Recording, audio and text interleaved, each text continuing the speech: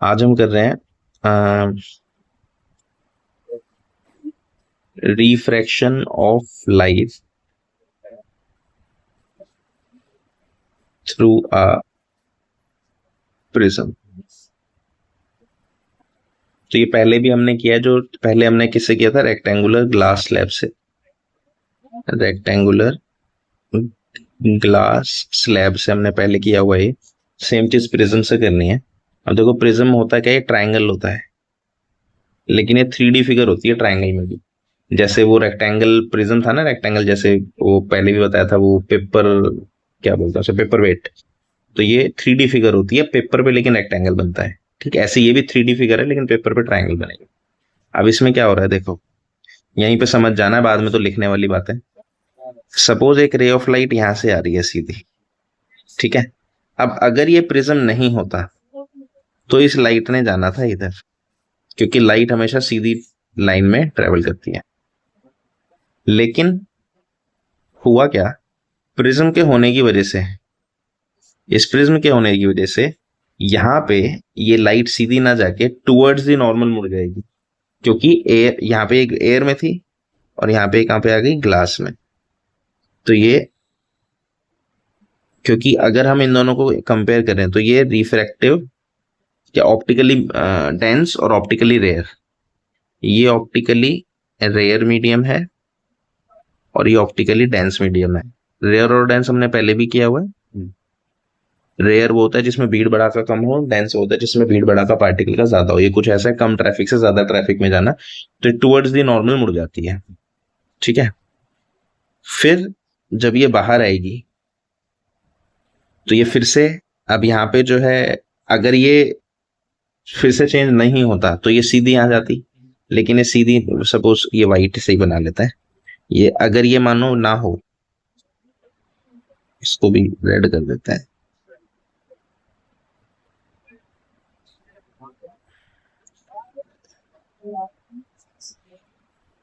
Colour से पहचान रहती है, फैसिलिटी है तो कर लेते हैं। ये लाइन अगर नहीं होती है तो सीधी जाती यहाँ से। ठीक है, और क्योंकि यहाँ पे प्रिज्म आ गया तो ये यहाँ पे ऐसे मुड़ गई। ठीक है, अब अगर ये तो पूरी लाइन आएगी, अगर ये अभी भी नहीं आता, यहाँ से ग्लास से एयर में ना आए, तो ये सीधी जाएगी। लेकिन अब क्योंकि अब की बारी ऑप्टिकली डेंस से कहाँ जा रही है, ऑप्टिकली रेयर मीडियम में जा रही है, तो ये क्या करती है, अवे फ्रॉम द नॉर्मल भागेगी। अब देखो नॉर्मल कैसे बनेगा, पहले ये देख लेते हैं। ये अवे फ्रॉम द नॉर्मल ऐसे भागेगी। ठीक है, अब देखो इसका नॉर्मल क्या होता है, जैसे यहाँ पे बना देते हैं। नॉर्मल एक इमेजिनरी लाइन होती है जो कि कितना 90 डिग्री एंगल बनाती है सरफेस से, मतलब जहां पे वो टच हो रही है। जैसे ये तो थोड़ी सी शायद टेढ़ी लग रही है,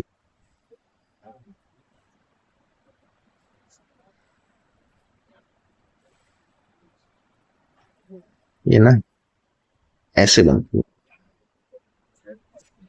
एन एन डैश, थोड़ा सा इसको ना बनाना लिखना सही से आना चाहिए। उसके बाद यहाँ पे जो नॉर्मल बनेगा इस लाइन पे, वो कुछ ऐसा बन, लेकिन यहाँ पे तो अवे फ्रॉम द नॉर्मल भागनी चाहिए, ये डायरेक्शन इसी ऐसी है ना। अब यहाँ पे क्या है देखो, जो लाइट, अगर ये प्रिज्म नहीं होता तो जिस लाइट की डायरेक्शन यहाँ जानी चाहिए थी, रेड वाली लाइन, वो यहाँ ना जाके कहाँ चलेगी, यहाँ निकली। तो ये बताता है कि रिफ्रैक्शन होने से लाइट अपना रास्ता, एक्चुअल में बेसिकली सिखाना क्या चाहता है कि जब मीडियम चेंज होता है तो लाइट किस तरह से मूव हो जाती है। ठीक है, एक्चुअल में कंसेप्ट ये है। ये सबसे इंपॉर्टेंट बात सीखने वाली ये है कि लाइट मीडियम बदलने से लाइट का देखो वहां से यहाँ भाग्य, और इसी का भी हम यूज करेंगे आगे जाके कि ऐसा कई सारे कंसेप्ट देखेंगे क्यों होता है। तो इसमें कुछ टेक्निकल बातें ध्यान रखनी है कि देखो, ऊपर की तरफ जाएंगे। नहीं नहीं, ये इधर ही जाती है। अभी अभी बता दूं, पहले ये इंसिडेंट रे है, इसका नाम लिख देते हैं ए बी, फिर ये हो गया सी डी, फिर ये हो गया ई एस। ठीक है, और ये हो गया पी डैश, और ये डी डैश लिखिए इसको। ठीक है, अभी देखो इसमें सबके ना नामकरण कर देते हैं सबका। सबसे पहले ए बी हमारी क्या है, इंसिडेंट रे। ठीक है, ये आ रही है। फिर हमारे यहाँ पे जो एन एन डैश है, ये नॉर्मल है। यहाँ पे इस तरह भी हमने नॉर्मल इमेजिनरी लाइन बनाई है। और एंगल ऑफ इंसिडेंस क्या होता था, इंसिडेंट रे और नॉर्मल के बीच का एंगल, है ना। तो इंसिडेंट रे और नॉर्मल के बीच का एंगल हो गया ये, तो ये हो गया हमारा एंगल आई। तो एंगल आई हमारा क्या है, angle of incidence, angle of incidence. इसके बाद जो सी डी है, ये जो अंदर लाइन गई है, ये हमारी होगी रिफ्रैक्टेड रे, ठीक है, क्योंकि अंदर मुड़ गई। और जो एंगल आर है, एंगल आर हो गया ये एंगल, ये वाला, ये एंगल आर, एंगल आर क्या हो गया, angle of refraction. This is angle of refraction, क्योंकि रिफ्रैक्टेड रे और नॉर्मल के बीच का एंगल हो गया। उसके बाद इस वाले एंड पे जब आप पाओगे तो जो ई एफ है, ई एफ, ये ई एफ हमारी हो गई इमर्जेंट रे, ठीक है। और ये जो ये एंगल है, ये एंगल, सॉरी, ये हो गया angle of deviation D, sorry angle of emergence होगा ई, एंगल ई, एंगल ई हो गया angle of emergence, angle of emergence यानी इमरजेंट रे किस एंगल से बाहर आ रही है, ठीक है। इसके अलावा इसमें दो बातें और याद रखना, ये वाला एंगल जो होता है, ये एंगल ए, एंगल ए से हम बोलते हैं angle of prism, angle A क्या बोलते हैं, एंगल ऑफ प्रिज्म, ये प्रिज्म का एंगल है। इसके अलावा अगर मैं इसको, इस लाइन को यहां तक एक्सटेंड कर दूं, इमरजेंट रे को यहां तक, तो ये जो एंगल होता है,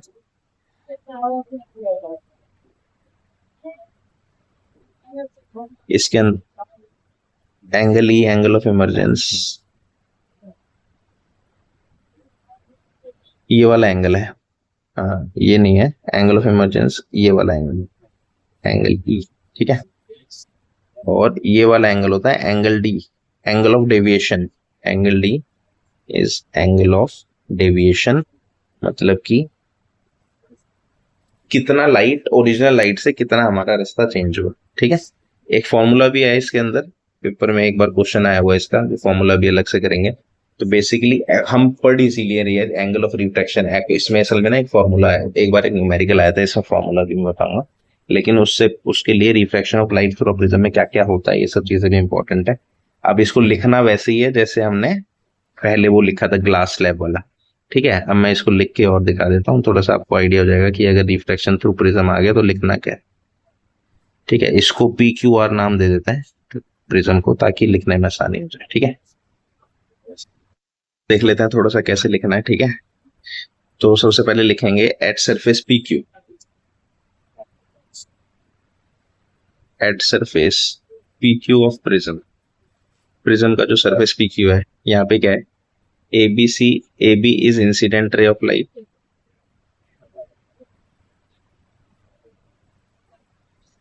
ठीक है। अब होगा क्या, as light moves from, as light moves from air to glass, air मतलब रेयर, ऑप्टिकली रेयर है ये, और ग्लास जो है ऑप्टिकली डेंस है, ठीक है। तो क्या होगा, द रे of light move towards the रे of light moves towards the law, ठीक है। तो ये नॉर्मल की तरफ मुड़ गई। पर में एक बार क्वेश्चन आया हुआ है, क्वेश्चन क्या, फॉर्मूला लिख लो पहले, angle D is equal to angle I plus angle E minus angle A, एक फॉर्मूला है, याद रखना। जहां पे एंगल डी क्या है, एंगल ऑफ डेविएशन, ये सब तो देखिए ऊपर लिखा है हमने, वही सब है। Angle I angle of incidence,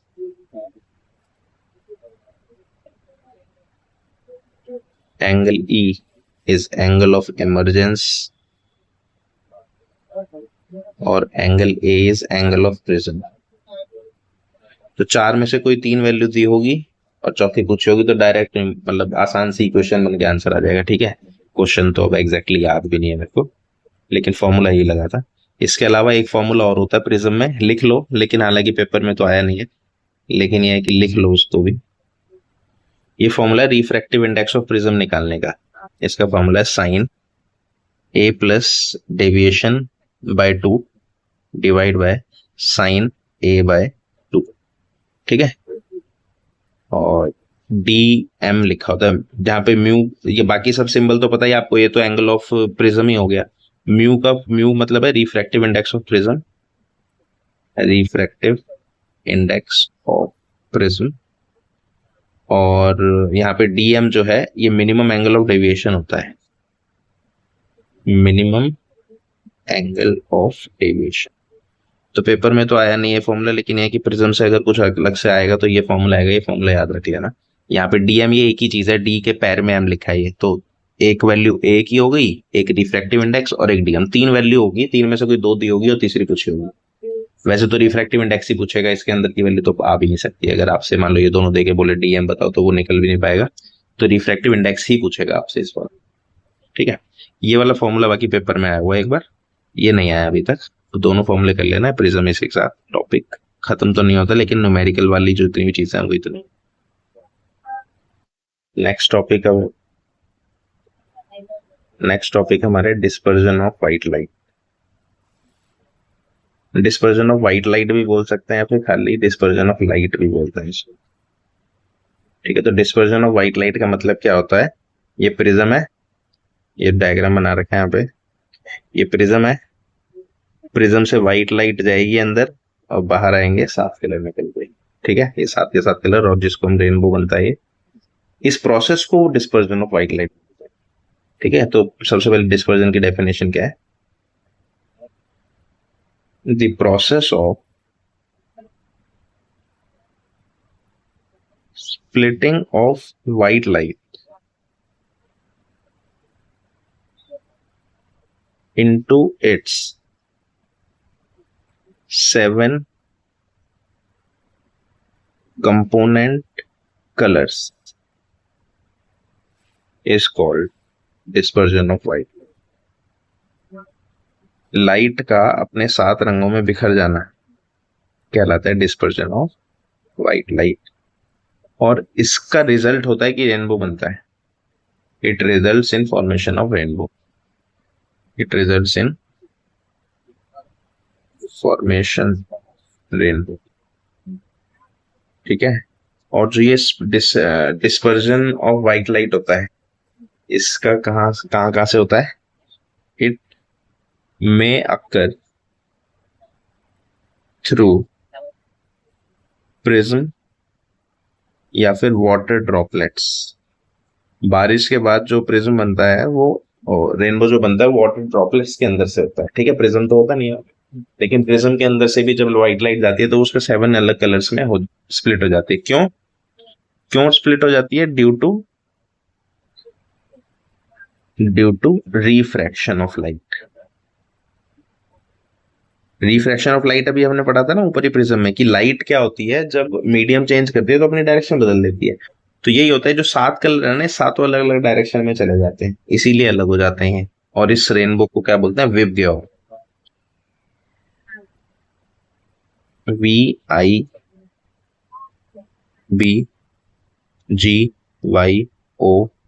VIBGYOR. VIBGYOR, लेकिन एक चीज याद रखना, उल्टा होता है, ऊपर से नीचे नहीं आएगा, वी नीचे होता है।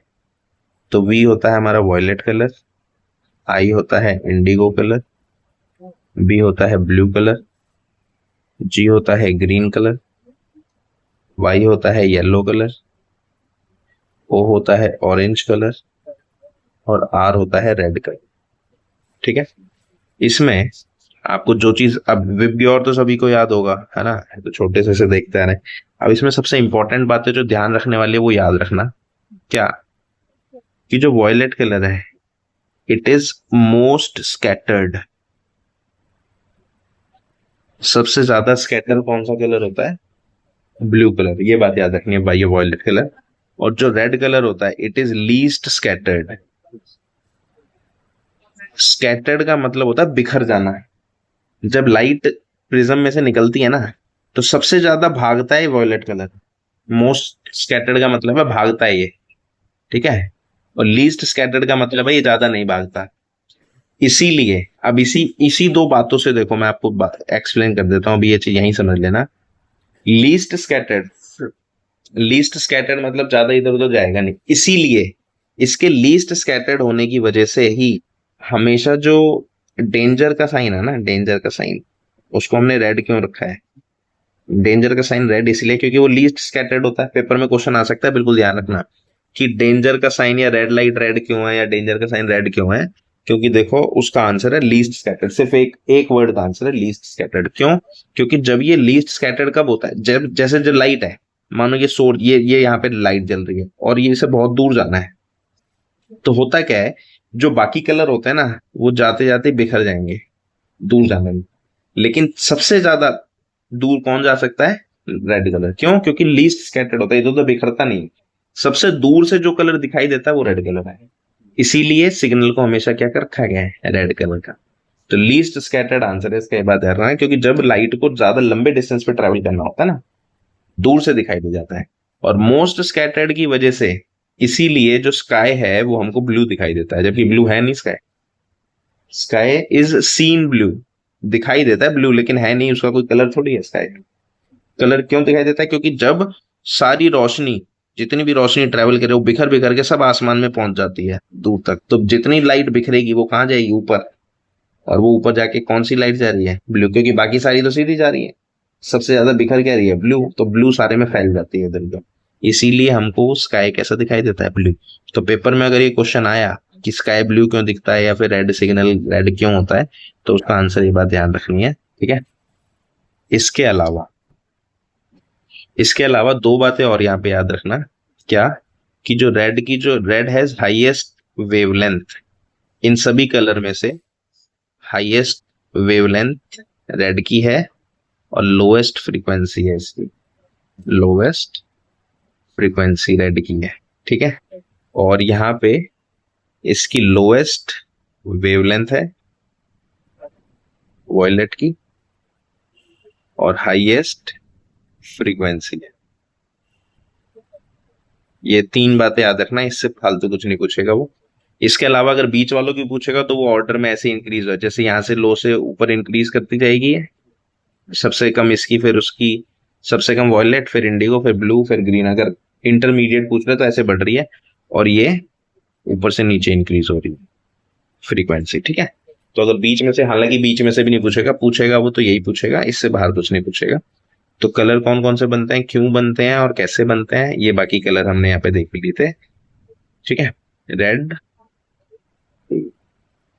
विब ग्योर, है ना, उल्टा पढ़ने में दिक्कत होती है ना।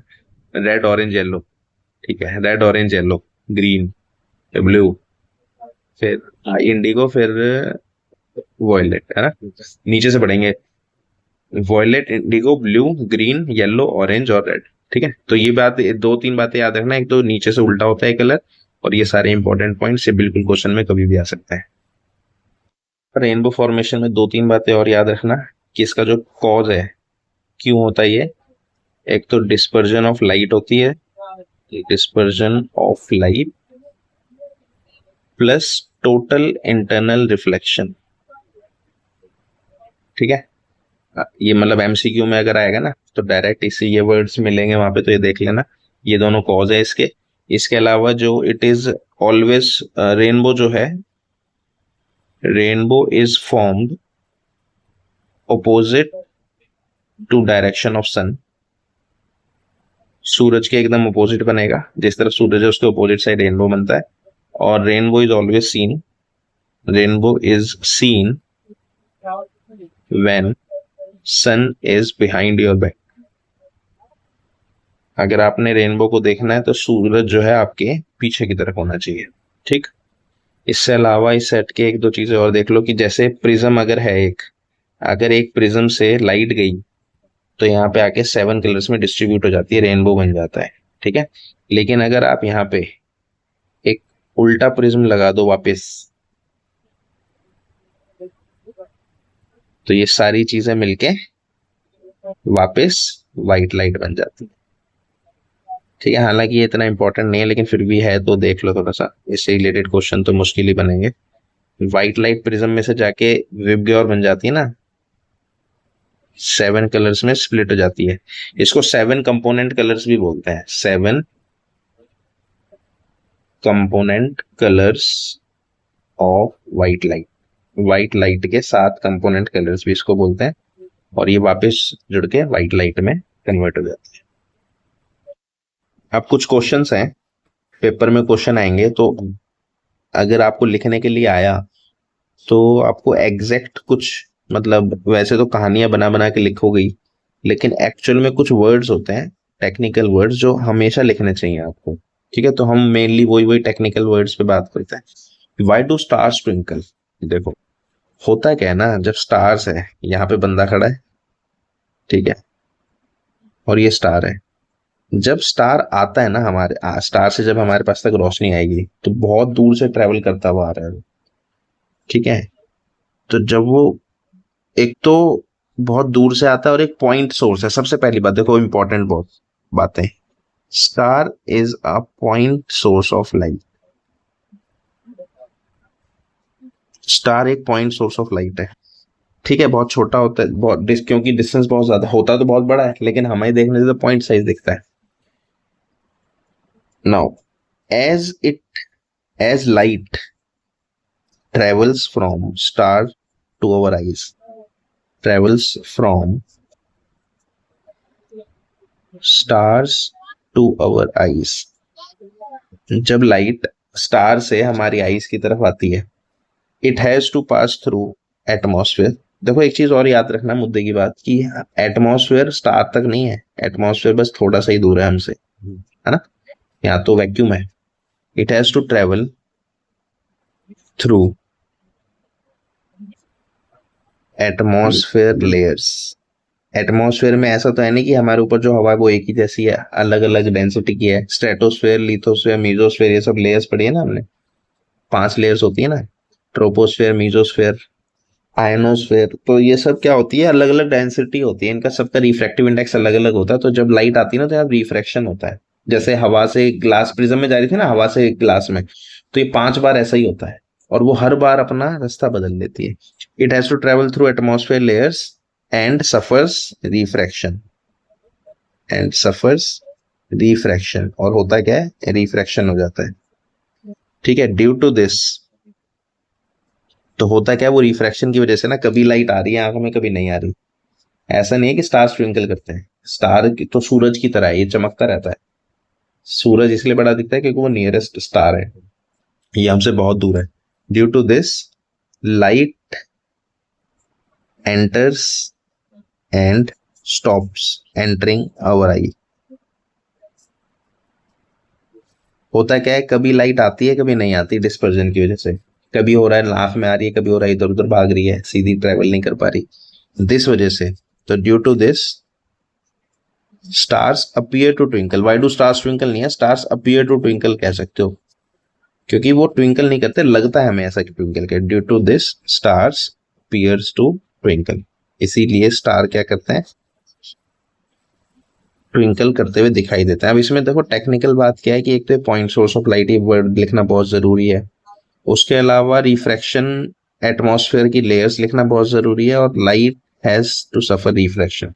ये 3 टेक्निकल वर्ड हैं जो आपको लिखने ही लिखने पड़ेंगे इस आंसर में। बाकी आप कहानी खुद से बना लो, लेकिन ये तीनों वर्ड जरूर लिखने हैं। अगर ये नहीं लिखे तो फिर वो दिक्कत हो जाती है मार्क्स। एक्चुअल में यही 3 वर्ड ढूंढेगा चेकिंग करने वाला। ऐसे और भी 4-5 क्वेश्चन है, सारे देखते हैं। तो why planets do not twinkle? Planets twinkle क्यों नहीं करते? ठीक है, तो इसमें सबसे पहली बात देखो, जो वो मेन बातें क्या लिखनी है, कि planet is not a point source. एक तो पॉइंट सोर्स नहीं है, जैसे स्टार एक पॉइंट से लाइट आ रही थी ना, क्योंकि बड़े होते हैं, तो ये बहुत ज्यादा जगह से पॉइंट होते हैं। Planet is not a point source and light comes from many points. क्योंकि हमारे पास होते हैं, ठीक है, they are near earth. Near earth मतलब स्टार के कंपैरिजन में। Thus, light has to travel a less distance. Thus, light needs to travel small distance. ठीक है, लाइट को कम डिस्टेंस ट्रेवल करना होता है in comparison to light, that is why इसीलिए planets do not twinkle, planets twinkle नहीं करते। अब डिटेल में जाए तो बहुत लंबा हो जाएगा, आपके लिए याद करना मुश्किल हो जाएगा, लेकिन यह है कि टेक्निकल बातें हैं, इतना भी लिखा होगा तो बहुत है। ठीक, नेक्स्ट क्वेश्चन करते हैं। Why does the sun appear reddish early in the morning and at time of sunset? सूरज एकदम सुबह सुबह और बंद बुझने से पहले जस्ट लाल क्यों दिखाई देता है, और सूरज के आसपास स्काई भी लाल दिखने लगता है हमें? इसका रीजन है, देखो, at the time of sunrise and sunset, at sunrise and sunset, जब सूरज उगता है या डूबता है, तब sun is near horizon, sun is near horizon, horizon समझते हो ना, इसे हिंदी में कोई काक्स लाइन बोलते हैं, जहां तक आपको दिखाई देता है, ऐसा कुछ होता है, मतलब बेसिक क्षितिज, हाँ, वो बेसिकली ये ऐसी सीधी लाइन होती है ये वाली, है ना, तो यहाँ पे होता है। तो जो हॉरिजन जो है, तो हॉरिजन यानी ज्यादा डिस्टेंस पे होता है, it is at the maximum distance, it is at the maximum distance at time of at time of sunrise and sunset, sunrise और सनसेट के टाइम पे क्या होता है, मैक्सिमम डिस्टेंस पे होता है ये, ठीक है। So light has to travel a large, light has to travel longer distance to reach us, light को ज्यादा डिस्टेंस ट्रेवल करना होता है हमारे तक पहुंचने के लिए, इसीलिए दैट इज वाई, वही वाले, अब वही रीजन आ गया जो मैंने आपको बताया था कि खतरे का निशान लाल क्यों होता है, क्योंकि वो दूर तक दिखाई देता है, that is why all other colours are dispersed, बाकी कलर तो इधर उधर भाग जाते हैं, and red colour reaches our eye as it is least scattered, क्योंकि सबसे ज्यादा कम स्कैटर ये होता है, तो लाइट लाल कलर हमारी आंखों तक पहुंच पाता है उस टाइम, ठीक है। तो रीजन है कि वो क्यों रेड दिखाई देता है मॉर्निंग और सनसेट में। Next question, why sky appears dark instead of blue to an astronaut, astronaut को स्काई जो है डार्क क्यों दिखता है, ब्लू क्यों नहीं दिखता, क्यों? क्योंकि भाई इन दी आउट, एस्ट्रोनॉट क्या होता है, आउटर स्पेस में होता है, अर्थ से बाहर है, ठीक है। In the outer space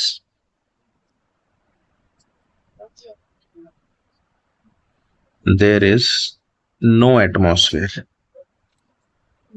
atmosphere जैसा कुछ होता ही नहीं है, मैंने पहले ही बताया था, जैसे अर्थ है ना, तो अर्थ के थोड़ी दूर तक ही एयर वगैरह प्रेजेंट है, उसके आगे कुछ होता नहीं है, ठीक है। तो उसके बाद जाके एटमॉस्फेयर होता नहीं है, तो so there is no refraction of light, या there is no refraction of light, इसीलिए लाइट का रिफ्रैक्शन नहीं होता, या फिर डिस्पर्जन ऑफ लाइट भी नहीं होता, लाइट अपने कलर्स में टूटती नहीं है, ठीक है। So sky appears black, sky appears black to an astronaut,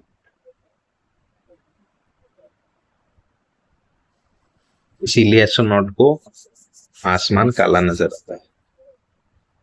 भी होता है इसके अंदर कि स्टार जो है ऊपर क्यों दिख, जैसे मानो ये स्टार है ना, यहाँ बंदा खड़ा है, ये स्टार है, तो ये स्टार जैसा बना लेते हैं, चलो ये स्टार है ना, ये इसकी ओरिजिनल पोजीशन है, लेकिन ये यहाँ ना दिख के हमें कहाँ दिखाई देता है, यहाँ दिखाई देता है, इसको बोलते हैं एपरेंट पोजीशन, एपरेंट मतलब ये एक्चुअल में यहाँ है नहीं, लेकिन दिखाई हमें यहाँ देता है, ठीक है। तो होता क्या है, जब वही वाली बात है, लेयर्स होती है ना जो अलग अलग, तो जब ये लाइट यहाँ से आती है तो हर बार क्या होगा, टुवर्ड्स दी नॉर्मल मुड़ती जाती है, ऐसे आती है मुड़ के, लेकिन हमको तो स्ट्रेट लाइन में दिखाई देता है, इसीलिए यहाँ ना होके यहाँ दिखाई देते। तो इसको ज्यादा डिटेल में तो नहीं जाते, इसको मतलब वही दो मेन पॉइंट्स बता देता हूँ कि एक तो क्या होता है refraction of light, refraction of light हो रही है क्यों, due to different layers of atmosphere, due to different layers of atmosphere atmosphere की अलग अलग लेयर की वजह से क्या हो रहा है, रिफ्रैक्शन हो रहा है, ठीक है। So light bends towards normal, ठीक है, लाइट बेंड हो जाती है, and star appears above its normal position, star appears above its normal position, ठीक है। सेम रीजन एक और है कि जो सन है, सेम आंसर सेम रहेगा, ये याद रखना, मैं क्वेश्चन लिख रहा हूं बस आंसर नहीं लिखूंगा आपकी, भाई देख लेना। सेम आंसर है किस क्वेश्चन का, कि सूरज क्यों दिखाई देता है। जो सूरज होता है ना, जैसे अर्थ है हमारा, तो सूरज जैसे यहां पे भी होगा ना सन, देखो यहां तक हमें दिखाई देता है ऐसे, और सन यहां होगा। एक्चुअल में सन हमें दिखना चाहिए जब यहां आ जाए, यहाँ पे दिखना चाहिए, यहाँ पे दिखना नहीं चाहिए। लेकिन होता क्या है, 2 मिनट्स बिफोर सनराइज